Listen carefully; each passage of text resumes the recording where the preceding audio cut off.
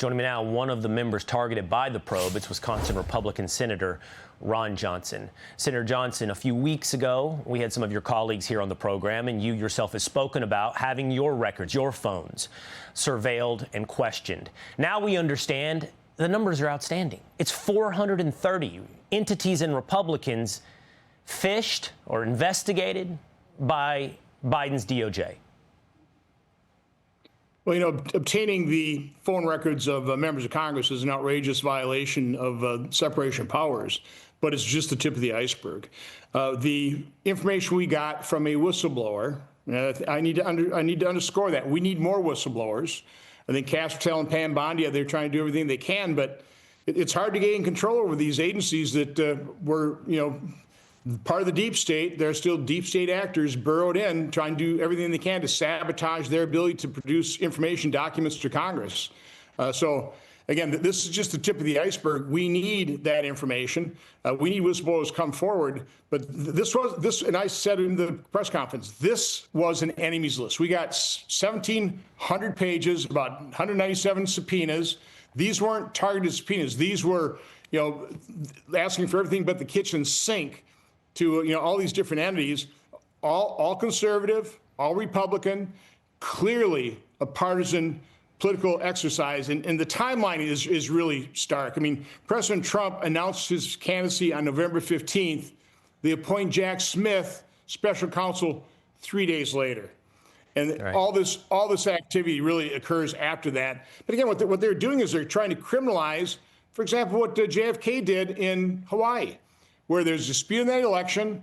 They had an alternate slate of electors. Good thing they did, because he won the case, and so they had alternate slate of electors to cast their votes for JFK.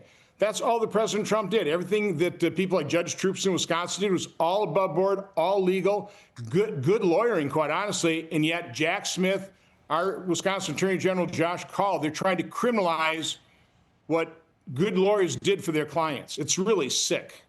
You know, if we walked down the street to any county courthouse and met with the prosecutor, I think he would be laughed out of a judge's office if he wanted to subpoena or get a warrant for phone records of a group this broad, 430, where really the only commonality, at least from this distance, that can be seen is they all have next to their name an R. It's hard to see the case that this was investigating, as they say, a quote-unquote legitimate crime.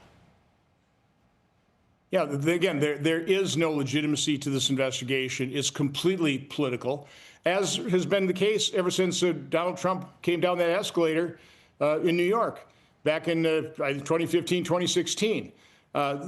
Again, this is a weaponization of the federal government. We know exactly what President Biden thought about half of America, that we're all potential domestic terrorists, and he sicked his federal agencies. He weaponized them against ordinary Americans. Again, there are 38 Wisconsinites that are targeted on the enemies list in the most recent documents we released. I know most of these people. They are God-fearing, country-loving, law enforcement respecting individuals. They would never think of committing a crime.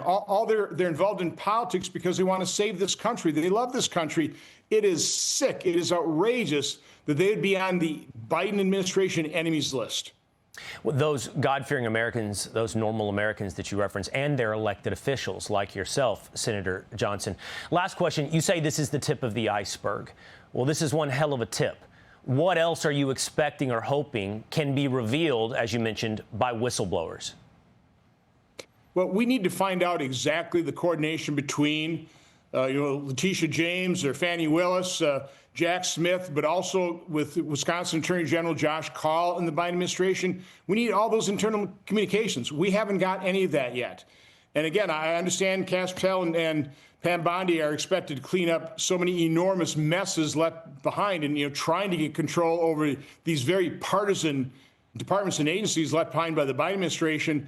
But time's running out. We need to keep winning elections, because if a Democrat president gets elected next time, those agencies return to exact same kind of weaponization status that they were during the Biden administration and the Obama administration. All right. Thank you for your time today, Senator Ron Johnson. Have a great day.